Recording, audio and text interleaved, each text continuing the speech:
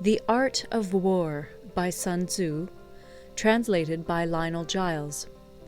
Part 11. The 9 Situations. Sun Tzu said, "The art of war recognizes 9 varieties of ground. 1. Dispersive ground. 2. Facile ground. 3. Contentious ground. 4. Open ground. 5. Ground of intersecting highways. 6. Serious ground. 7. Difficult ground. 8. Hemmed-in ground. 9. Desperate ground." When a chieftain is fighting in his own territory, it is dispersive ground. When he has penetrated into hostile territory, but to no great distance, it is facile ground. Ground the possession of which imports great advantage to either side is contentious ground. Ground on which each side has liberty of movement is open ground. Ground which forms the key to 3 contiguous states, so that he who occupies it first has most of the empire at his command, is a ground of intersecting highways. When an army has penetrated into the heart of a hostile country, leaving a number of fortified cities in its rear, it is serious ground. Mountain forests, rugged steeps, marshes, and fens, all country that is hard to traverse, this is difficult ground. Ground which is reached through narrow gorges, and from which we can only retire by tortuous paths, so that a small number of the enemy would suffice to crush a large body of our men, this is hemmed-in ground. Ground on which we can only be saved from destruction by fighting without delay is desperate ground. On dispersive ground, therefore, fight not.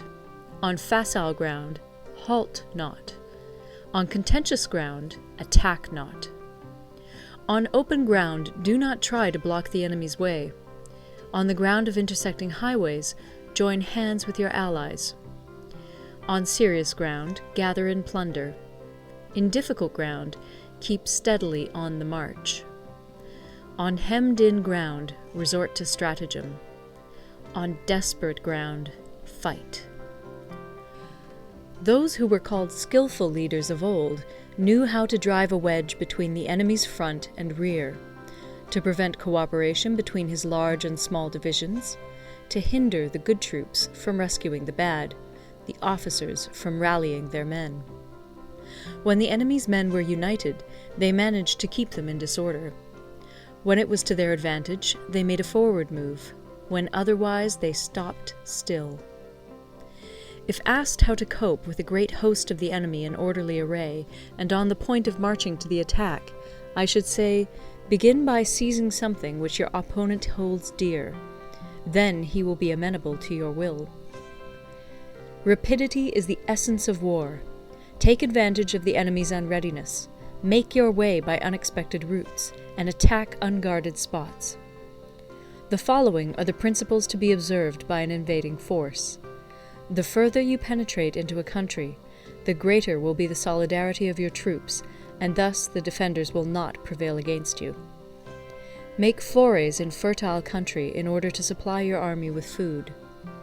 Carefully study the well-being of your men, and do not overtax them. Concentrate your energy and hoard your strength. Keep your army continually on the move, and devise unfathomable plans. Throw your soldiers into positions whence there is no escape, and they will prefer death to flight. If they will face death, there is nothing they may not achieve. Officers and men alike will put forth their uttermost strength. Soldiers, when in desperate straits, lose the sense of fear. If there is no place of refuge, they will stand firm. If they are in hostile country, they will show a stubborn front. If there is no help for it, they will fight hard. Thus, without waiting to be marshaled, the soldiers will be constantly on the qui-vive. Without waiting to be asked, they will do your will. Without restrictions, they will be faithful. Without giving orders, they can be trusted. Prohibit the taking of omens, and do away with superstitious doubts. Then, until death itself comes, no calamity need be feared. If our soldiers are not overburdened with money, it is not because they have a distaste for riches. If their lives are not unduly long, it is not because they are disinclined to longevity. On the day they are ordered out to battle, your soldiers may weep, those sitting up bedewing their garments, and those lying down, letting the tears run down their cheeks. But let them once be brought to bay, and they will display the courage of a Chu or a Kui. The skilful tactician may be likened to the Shuai Jan. Now, the Shuai Jan is a snake that is found in the Ch'ung Mountains. Strike at its head, and you will be attacked by its tail. Strike at its tail, and you will be attacked by its head. Strike at the middle, and you will be attacked by head and tail both. Asked if an army can be made to imitate the Shuai Jan, I should answer yes. For the men of Wu and the men of Yue are enemies. Yet if they are crossing a river in the same boat and are caught by a storm, they will come to each other's assistance, just as the left hand helps the right. Hence, it is not enough to put one's trust in the tethering of horses and the burying of chariot wheels in the ground. The principle on which to manage an army is to set up one standard of courage, which all must reach. How to make the best of both strong and weak, that is a question involving the proper use of ground. Thus, the skilful general conducts his army just as though he were leading a single man, willy-nilly, by the hand. It is the business of a general to be quiet, and thus ensure secrecy, upright and just, and thus maintain order. He must be able to mystify his officers and men by false reports and appearances, and thus keep them in total ignorance. By altering his arrangements and changing his plans, he keeps the enemy without definite knowledge. By shifting his camp and taking circuitous routes, he prevents the enemy from anticipating his purpose. At the critical moment, the leader of an army acts like one who has climbed up a height and then kicks away the ladder behind him. He carries his men deep into hostile territory before he shows his hand. He burns his boats and breaks his cooking pots. Like a shepherd driving a flock of sheep, he drives his men this way and that, and nothing knows whither he is going. To muster his host and bring it into danger, this may be termed the business of the general.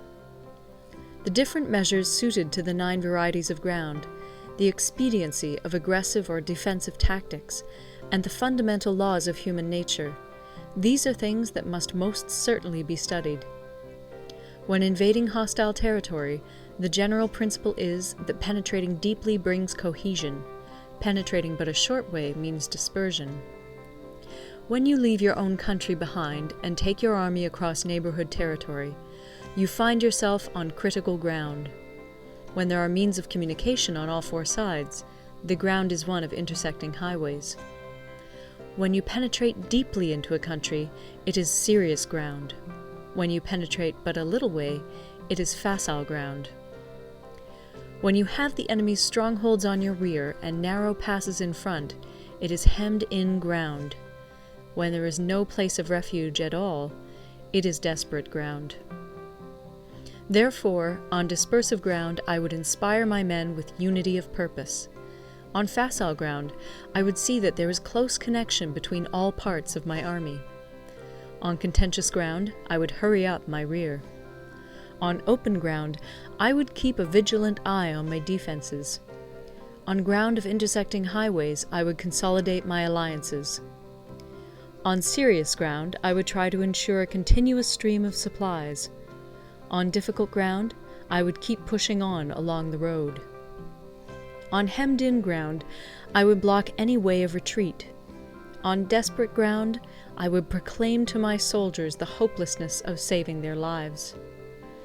For it is the soldier's disposition to offer an obstinate resistance when surrounded, to fight hard when he cannot help himself, and to obey promptly when he has fallen into danger. We cannot enter into alliance with neighboring princes until we are acquainted with their designs.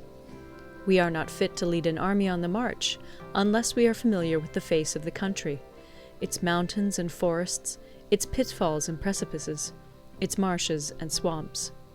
We shall be unable to turn natural advantages to account unless we make use of local guides.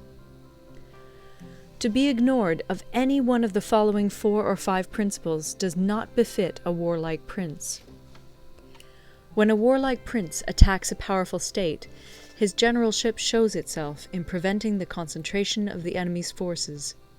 He overawes his opponents, and their allies are prevented from joining against him. Hence he does not strive to ally himself with all and sundry, nor does he foster the power of other states. He carries out his own secret designs, keeping his antagonists in awe. Thus he is able to capture their cities and overthrow their kingdoms. Bestow rewards without regard to rule, issue orders without regard to previous arrangements, and you will be able to handle a whole army as though you had to do with but a single man. Confront your soldiers with the deed itself. Never let them know your design. When the outlook is bright, bring it before their eyes, but tell them nothing when the situation is gloomy. Place your army in deadly peril, and it will survive. Plunge it into desperate straits, and it will come off in safety. For it is precisely when a force has fallen into harm's way that it is capable of striking a blow for victory. Success in warfare is gained by carefully accommodating ourselves to the enemy's purpose. By persistently hanging on the enemy's flank, we shall succeed in the long run in killing the commander-in-chief. This is called ability to accomplish a thing by sheer cunning. On the day that you take up your command, block the frontier passes, destroy the official tallies, and stop the passage of all emissaries. Be stern in the council chamber so that you may control the situation. If the enemy leaves the door open, you must rush in. Forestall your opponent by seizing what he holds dear, and subtly contrive to time his arrival on the ground. Walk in the path defined by rule, and accommodate yourself to the enemy until you can fight a decisive battle. At first, then, exhibit the coyness of a maiden, until the enemy gives you an opening. Afterwards, emulate the rapidity of a running hare, and it will be too late for the enemy to oppose you. End of Part 11.